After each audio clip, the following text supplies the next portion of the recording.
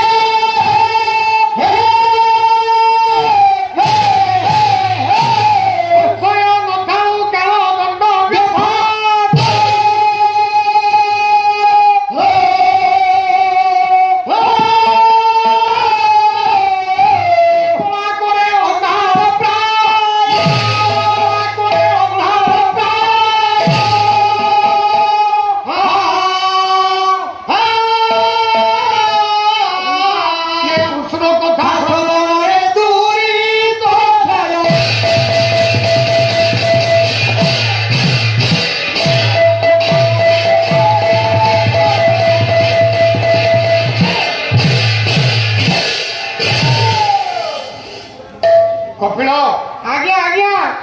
प्रथम छंद हाँ पूरा रोट प्रथम पदरे दीनकृष्ण दास रसकल्लोल लिखिले हाँ हाँ सुधा दिना गला आपण मान मध्य जाहिंको कथा जी आलोचना परिसरभुक्त करबा पई चाहिछि आज्ञा आज्ञा जाहिंको कथा माने सुनबा पई चाहिछि आज्ञा मु ए कथा कहिबा पूर्व आज्ञा आपण मान ज्ञानी माने कथा को श्रवण करबा पूर्व आगो टिके प्रस्तुत रहिबा पई पड़िबो प्रस्तुत किए प्रस्तुत रहिबो किए श्रोता एवं वक्ता वक्ता उभय जदि सतर्क रहे प्रस्तुत रहे कथा कही हबनी कि शुणी हबनी रे कथा भासी जीव तेणु दीनकृष्ण दास कहिले कर हे साधुजन माने मन एक ध्यान हे शुद्धि सज्जन माने आपण माने कथा टी शुणा पूर्व आपण माने कौन करिवे कौन ना मन को एक ध्यान करबा पाई पड़िबो निजर मन को मामने एक करबा पाई पड़िबो आगे आगे ये के लोकल कोन कथा सुनी हो कि रे ना राम कोन सुनिबा कोन कान डेरिकी आज सुनिबा आज कान डेरिकी सुनिबा मन को स्थिर करबा स्थिर लोकले कथा सुनी हबनी स्थिर हबनी तो ना काई की कहली काई कथा कहउनी आपण मानकर संस्कृत भागवत व्यास आज्ञा बाबा वेद व्यास लिखिले संस्कृत भागवत रे मन को एक करी कौन करबा कौन सबई मन कृष्ण पदार बिंदाय वैकुंठ पुराण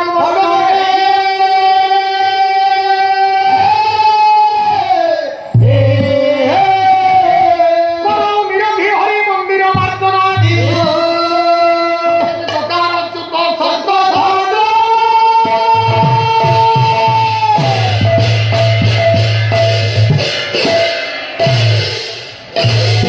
ज्ञानी पंडित समाज व्यास कहिले संस्कृत भागवत रे सबई मनोह बोली शब्द टी लिखिदे आज्ञा मनोह कौन मनोह हूँ एक बहुवचनात्मक शब्द मन केते आम पाखर अच्छा समस्ते कहती सब पालावाला कहती आपण मैंने शुणी समस्त पाखर पांचटी मन 25 प्रकृति अच्छा समस्ते कहते 5 मन 25 प्रकृति किंतु कवि मुझे समीक्षा करने चाहे ये 5 मन पर 2 पद कथा कही प्रकृति ज्ञानी मन 5टी कवि जदि मन 5टी बोली आम कह इंद्रिय के एकादश इंद्रिय 11टी इंद्रिय क्या सृष्टि होती 11टी इंद्रिय कर्मेन्द्रिय 5 ज्ञानेन्द्रिय 5 मन 1 कहूल 5 कि कहूल 5 मन ना जदि मन 5 हम इंद्रिय संख्या 15 हो जान जेहेतु एकादश इंद्रिय 11टा इंद्रिय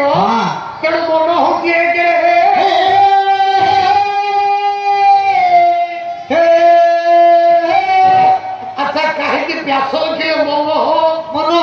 বহুবচনান্তক শব্দ কাই দিয়েছিলে কাই দিয়েছিলে শুন কবি মন সিনা একে কিন্তু জ্ঞানী মানে বাপা মানে পণ্ডিত মানে মন গোটিয়ে মনর পাঁচটা অবস্থা ପାଞ୍ଚଟା ଅବସ୍ଥା ଗୋଟିଏ ମନର ହଁ ପାଞ୍ଚଟା ଅବସ୍ଥା ଆଚ୍ଛା ସାତଟା ନାଁ ଥିବ ସେ ପାଞ୍ଚଟା ଅବସ୍ଥା କଣ ଶୁଣିବୁ କହିଲେ ରୂଢି ଏକ କ୍ଷିପ୍ର ଦୁଇ ମୂଢ ତିନି ସୁଷୁପ୍ତି ଚାରି ଜାଗ୍ରତ ପାଞ୍ଚ ଇଏ ହେଲା ମନର ପାଞ୍ଚଟି ଅବସ୍ଥା ହଁ। କିନ୍ତୁ ଏ ଯୋଉ ପାଞ୍ଚ ଅବସ୍ଥା କଥା କୁହାଗଲା ଏ ପାଞ୍ଚ ଅବସ୍ଥାକୁ ଏକ କରିବା ପାଇଁ ପଡିବ ପଡିବ କଣ ଏକ କରିବୁ କଣ ଏକ କରିବୁ କଣ କରିବା ଆଜ୍ଞା ବ୍ୟାସ ଖାଲି କହିନା ଆଜ୍ଞା ଓଡିଆ ଭାଗବତର ରଚୟିତା କାଲି କହୁଥିଲି କାଲି ଭାଗବତ ସଂସ୍କୃତିରୁ କିଛି କଥା ଆଲୋଚନା ହଉଥିଲା ଆଜ୍ଞା ଯାହାକୁ ପରମ ଶାସ୍ତ୍ର ଭାଗବତ ବୋଲି କପିଳ କୁହାଯାଏ ଇଏ ପରମ ଶାସ୍ତ୍ର ଭାଗବତରେ ଆଜ୍ଞା ଜଗନ୍ନାଥ ଦାସ ନାହାନ୍ତି କି ଦେଖି ନାହାନ୍ତି କବି ଦେଖିଛନ୍ତି। ବୋଲେ ତୁ ଯେବେ ଆରେ ଏକ ଭାବେ ଭାବ ଭାବ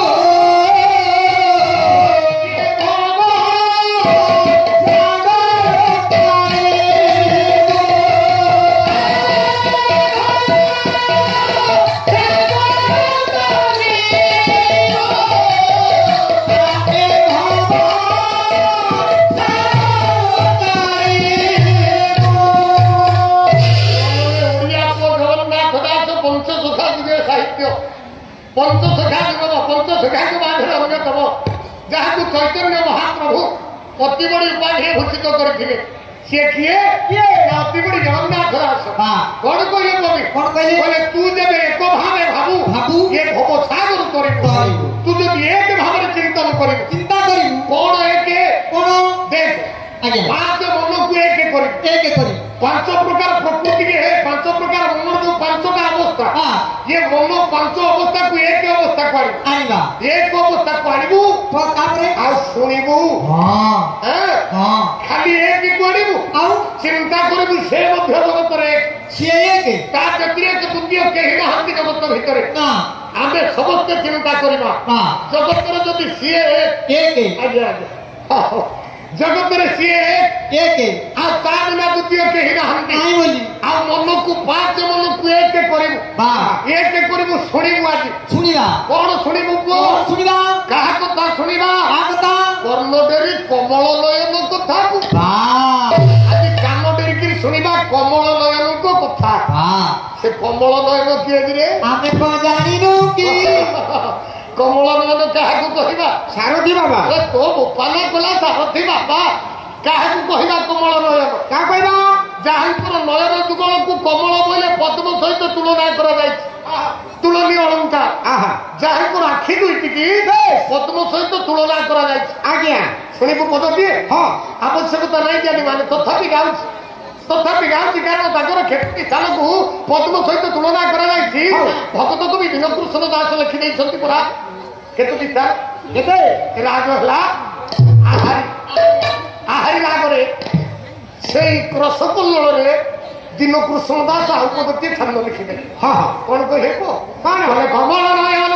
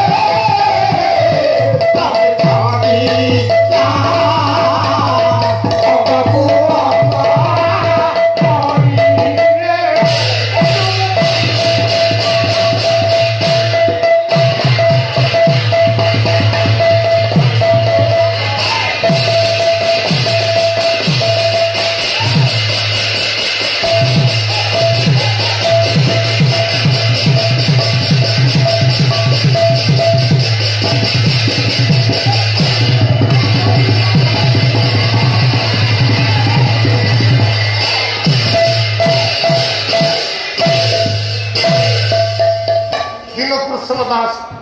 आहा रसकल्लोल काव्य कहिले आज्ञा ତାଙ୍କର କେତୋଟି ସ୍ଥାନକୁ ପଦ୍ମ ସହିତ ତୁଳନା କରାଯାଇଛି। ଆଜି ହିସାବ ହବ ରହ